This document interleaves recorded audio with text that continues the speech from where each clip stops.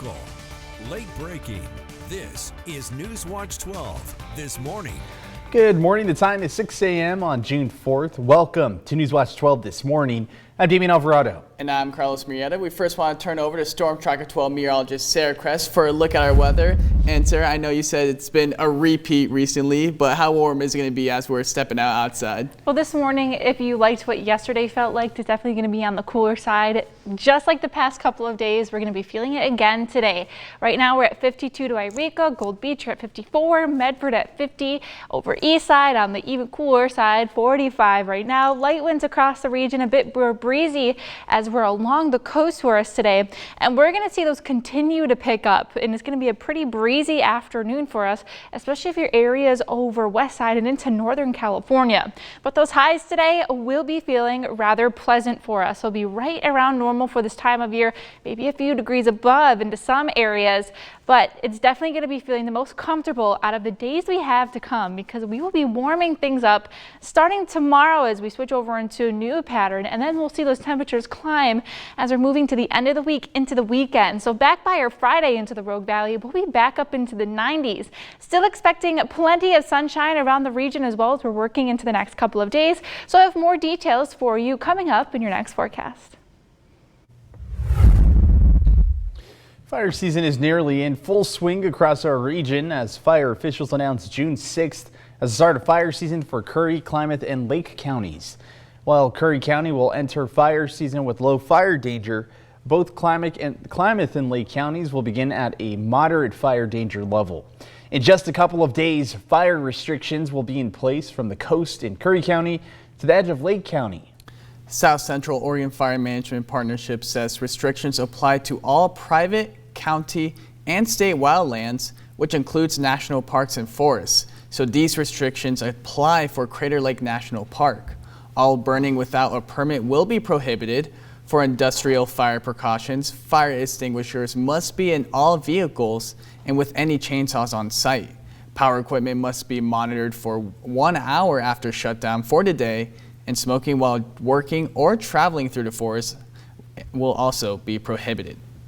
In Curry County, the fire danger is low. This means campfires are only allowed with landowner approval and at designated locations. Sky lanterns, exploding targets, and fireworks are all prohibited on public lands. Motor vehicles, including motorcycles and all-terrain vehicles, must stay on improved roads or trail systems. Most of Oregon's wildfires are human-caused and preventable. More than 70% of Oregon's wildfires are human-caused, according to the state of Oregon. With fire season here in Jackson and Josephine counties, there are just 3 days away for Curry, Klamath, and Lake County to start theirs, and we are tracking the consequences of past fires. That's right. And NewsWatch 12's Brinkley Hill looked into the Oregon Department of Forestry and how they hold people financially accountable for these fires. In Oregon, there are lightning-caused fires, and everything else is human-caused. It's usually pretty quick for them to determine if it was lightning-caused. If a fire is human-caused and a person is found responsible, they can be charged criminally or be responsible for repaying the cost of fire suppression efforts. It's a large sliding scale, but the average cost of a fire in Oregon is $300,000. The best thing that you can do to avoid one of these hefty fines is to follow all fire restrictions. Pile burns, campfires, and fireworks are not worth the cost of a wildfire. If you are the responsible party, you may also be responsible for any damages that happen to your neighbor's property, and that gets added on to just what we're trying to collect. So it can rack up really quickly. In 2018, there was a fire in southwestern Oregon. It cost $19,000 to put out. That responsible party is still on a payment plan with the state.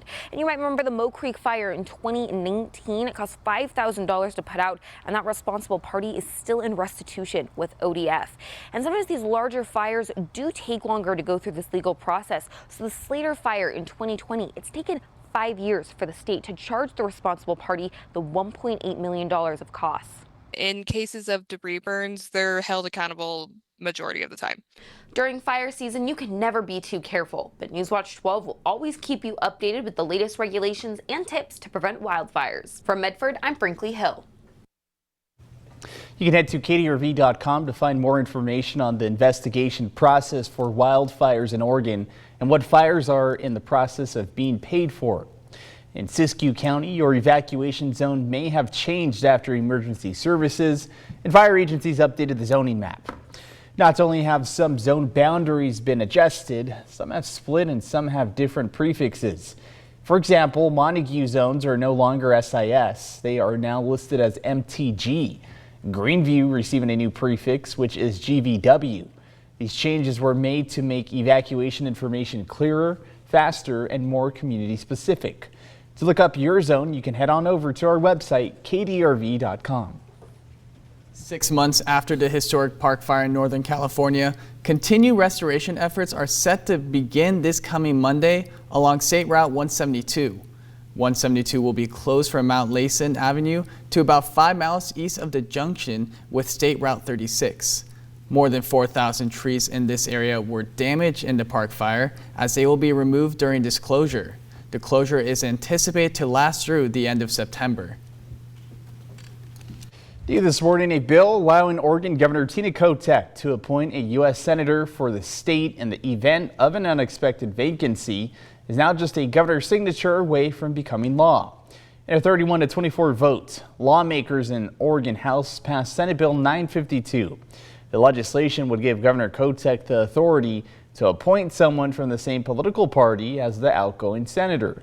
Within 30 days of their passing, stepping down, or being unable to serve in their position, the appointment would expire whenever the former senator's term ends or if a successor is elected.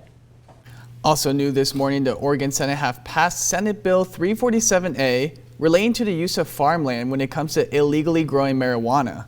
Senate Bill 347A would end special tax assessments for landowners who get a civil penalty or was found guilty for growing marijuana. Senator David Brock Smith of Curry, Coos, and Douglas counties has been working with the Oregon Farm Bureau and local landowners to get this bill passed. And Josephine County Senator Noah Robinson was also a supporter of this bill. This bill is now moving to the House of Representatives for consideration. Onto a crime alert this morning. Josephine County deputies responded to a 7-suspect burglary in Cave Junction. When deputies arrived, 2 suspects drove off in a white Toyota pickup and 5 others were on foot. In total, 4 of the 7 suspects were arrested with charges ranging from trespassing and burglary. 2 of the 3 suspects who are still on the loose have been identified. There are no other details being released and the case is still under investigation. In an update this morning, students in the Coquille School District will finish out the school year as planned, as educators and the district have reached a tentative agreement yesterday morning, avoiding an end-of-the-year school strike. After 16 years of uninterrupted mediation, the 2 parties agreed on a revised schedule for Coquille Valley Elementary 5th grade students. It includes having 30 minutes of PE, 65 minutes of core instructional periods for math, science, and humanities every day. The teachers union ratified the new contract yesterday morning. This is a pretty historic moment because it's not about money. It was about the way that the district was rolling out a schedule change. In a statement, District Superintendent Wayne Gallagher said in part, this agreement sets a standard for instructional time and guarantees our students will receive the instructions they need to demonstrate a mastery of Oregon State standards. All classes and extracurricular activities will resume this morning. And helping more Oregon students earn a degree, that's the goal of a new partnership between Oregon Tech and a national nonprofit focused on student success. Oregon Tech is teaming up with an Inside Track to offer free one-on-one coaching to students, especially those in rural communities and those returning to school after time away. Inside Track says the coaching model helps students identify barriers, build confidence, and stay focused on long-term goals. Together, we have worked to ensure that each student is prepared to be successful as they return to school and then also as they continue throughout their program, providing them with a coach to support them along the way. Inside Track says many of the students they work with are first generation or from underrepresented backgrounds. Having someone check in can make all the difference in helping students feel like they belong.